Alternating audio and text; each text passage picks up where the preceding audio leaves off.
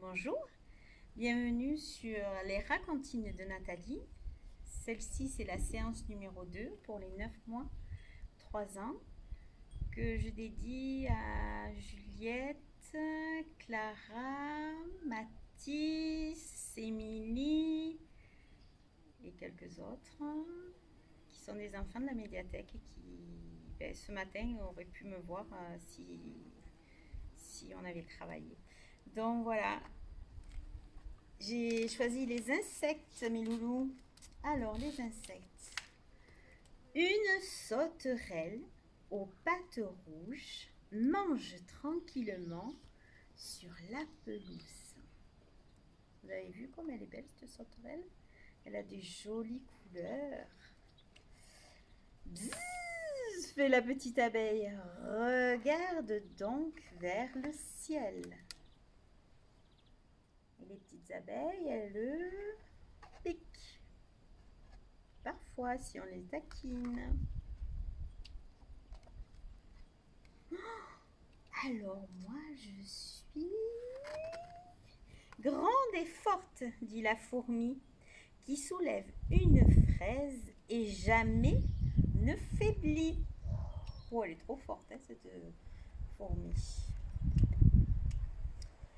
Larges et brillantes sont mes ailes, dit le papillon dans le ciel. Vous avez vu comme il a de jolies couleurs, ce papillon?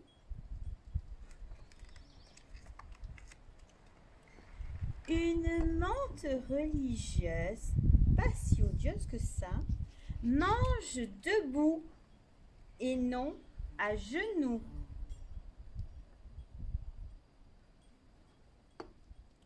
Bah alors, ça, ce sont des insectes.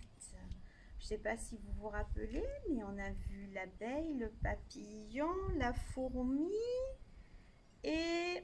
Ah, j'ai un trou, Cyril, tu te rappelles pas? La libellule peut-être. Oui, il me fait signe. La libellule.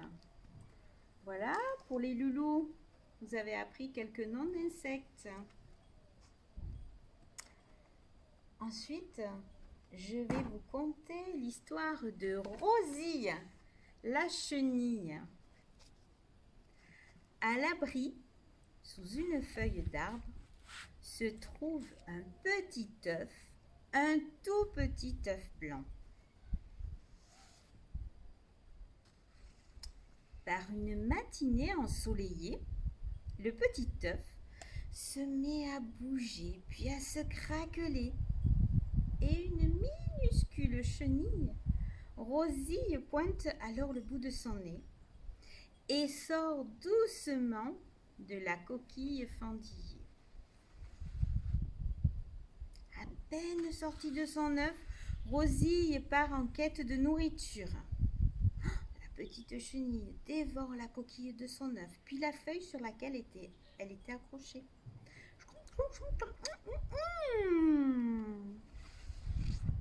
De jour en jour, Rosie grossit. Elle mange toute la journée. Et tout en mangeant, elle contemple le jardin en pensant qu'elle aimerait bien être là-bas et savoir ce qu'il y a au loin. Un soir, après une chaude journée, boum! Le tonnerre retentit. Le ciel devient zébré par les éclairs. Le vent se lève, comme maintenant, et l'orage fait rage.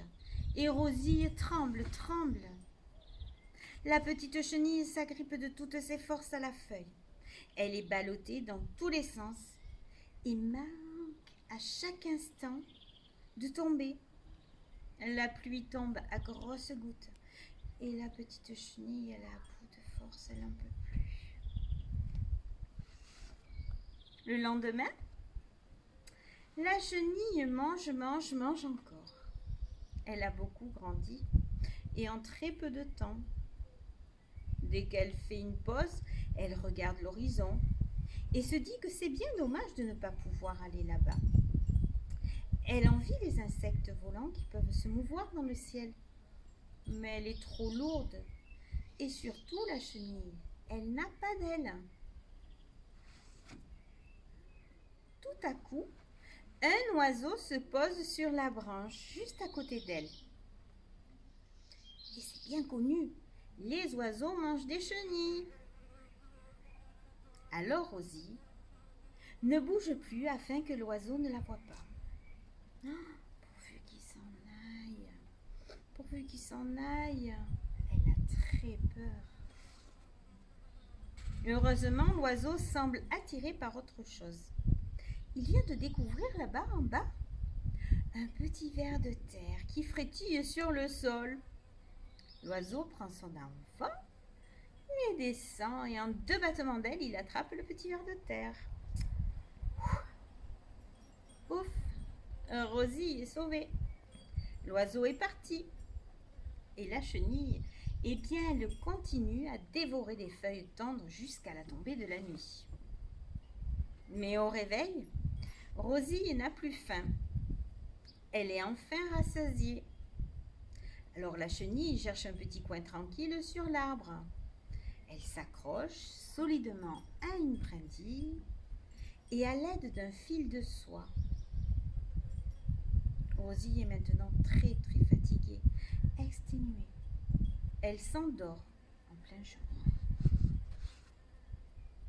Pendant son sommeil, sa peau se fend et tombe. On aperçoit une nouvelle peau qui forme sa chrysalide. Rosie semble immobile. Elle reste ainsi pendant 1 semaine. Tout à coup, lors d'une belle après-midi ensoleillée, la chrysalide s'agite. Et petit à petit, elle s'ouvre. Et un magnifique papillon apparaît. Alors, Rosie s'est métamorphosée. Elle sèche ses ailes multicolores et elle prend son premier envol. Quelle joie! Rosie vole et papillonne de fleur en fleur. C'est le bonheur. Et Rosie peut maintenant découvrir ce qu'il y a plus loin, tout au fond du jardin. Des fleurs au parfum délicat, des arbres, un ruisseau, mais que c'est beau! Elle est toute contente. Et voilà, c'était l'histoire de Rosie et la chenille. Et pour terminer dans les insectes, eh bien, la fourmi de Robert Desnos.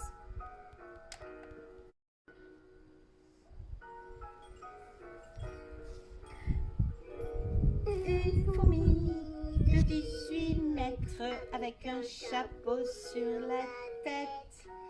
Ça n'existe pas, ça n'existe pas. Une fourmi traînant un char plein de pingouins et de canards. Ça n'existe pas, ça n'existe pas. Une fourmi parlant français, parlant latin et javanais. Ça n'existe pas, ça n'existe pas. Et pourquoi pas?